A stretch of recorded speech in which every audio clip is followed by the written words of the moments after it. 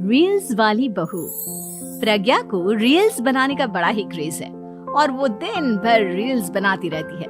खाते पीते घूमते फिरते घर में कॉलेज में रील्स बनाने के कारण प्रज्ञा पूरे कॉलेज में हाईलाइटेड है।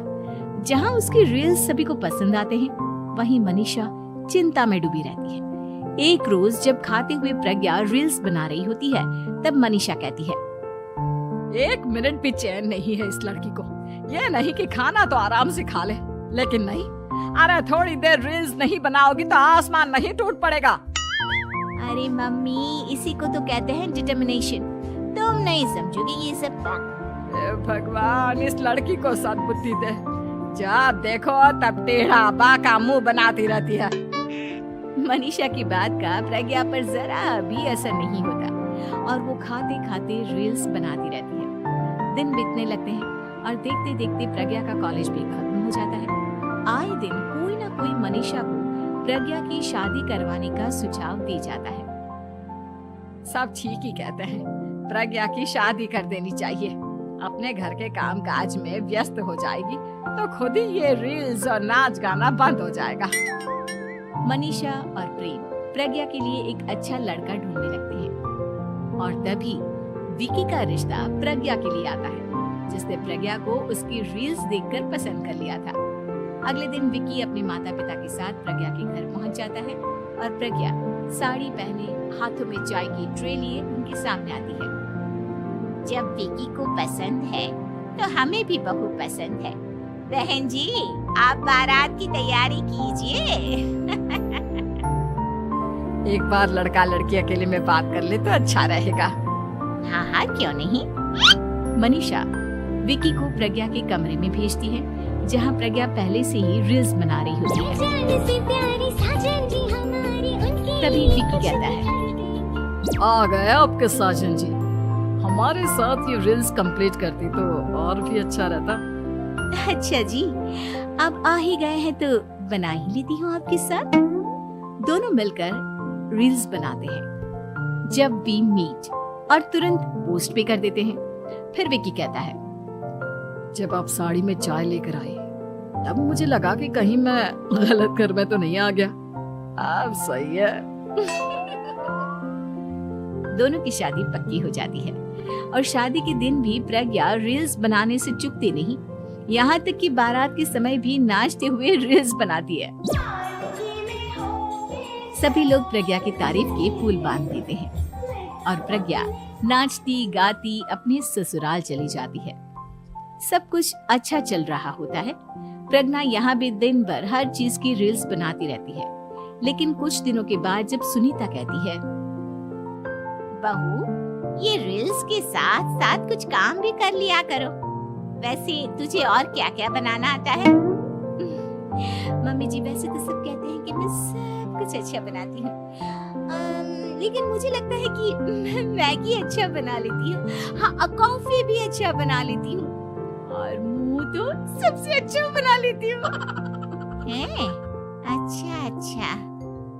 सुनीता अपना माथा पकड़ लेती है और कहती है, बहू, कुछ खाना बनाना भी सीख लेती।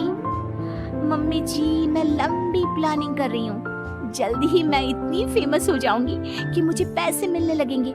हम दोनों सास बहू राज करेंगे, राज। नौकर काम करेंगे और लोगों की तो लाइन लगेगी हमसे मिलने के लिए। तेरा दिमाग खराब हो गया है क्या बहू? हंसी मजाक तक ठीक है, लेकिन इस तरह घर नहीं चलते। जितना जल्दी हो इस घर के तौर तरीकों को सीख लो। प्रज्ञा मुंह घुमाकर चली जाती है और तुरंत उसी वक्त एक रील बनाती है। ये देख सुनीता का गुस्सा 7वें आसमान पर चला जाता है और विकी के घर आती ही सुनीता उसे सब कुछ बताती है। विकी भी अब प्रज्ञा की इन हरकतों से परेशान हो जाता है। तुम टेंशन मत लो मम्मा, मैं देख लूंगा। विकी कमरे में जाता है तो देखता है कि प्रज्ञा रील्स बना रही है। विकी बड़े ही प्यार से प्रज्ञा से कहता है, प्रज्ञा, इन सब के लिए मैं तुम्हें मना नहीं कर रहा हूँ, लेकिन फिर भी हर वक्त तो ये अच्छा नहीं लगता ना। समझने की कोशिश करो, मुझे भी तुम्हारा थोड़ा वक्त चाहिए। मैं जब ऑफिस से आता हूँ तो मुझे समय देने की जगह इसी में लगी रहती हूँ। तुम ज्यादा ही सोच रहे हो। तुम भी मेरे साथ रील्स बनाओ ना, तुम्हें भी बहुत अच्छा लगेगा। तुम्हें इज्जत से कोई बात समझ में नहीं आती क्या? दिमाग खराब हो गया है तुम्हारा इस चकाचौंध से। अगर तुमने अपना रवैया नहीं बदला तो मैं तुमसे दूर चला जाऊंगा। तुम ही रिश्ता लेकर आए थे, मुझे लड़कों की कमी नहीं थी और ना आज है। विकी दरवाजा पटक कर चला जाता है। धीरे धीरे विकी प्रज्ञा से दूर होता जाता है। एक रोज मनीषा प्रज्ञा के ससुराल उससे मिलने जाती है। तब सुनीता उससे कहती है, बहन जी, अब आई हैं तो कुछ दिन यहाँ रहकर जाइएगा, आप ही का घर है। हाँ मम्मी, बहुत दिन हो गए तुम्हारे साथ एक भी रील नहीं बनाई मैंने। प्रज्ञा तुरंत अपने फोन में रील्स ऑन कर लेती है। ये सब मुझसे नहीं होता। तेरा ये भूत अभी तक नहीं उतरा क्या? बहन जी, आप कुछ कहती नहीं क्या इसे? जब आप ही कुछ नहीं कर पाई तो मैं कर ही क्या सकती हूँ। सास तो वैसी ही बदनाम है।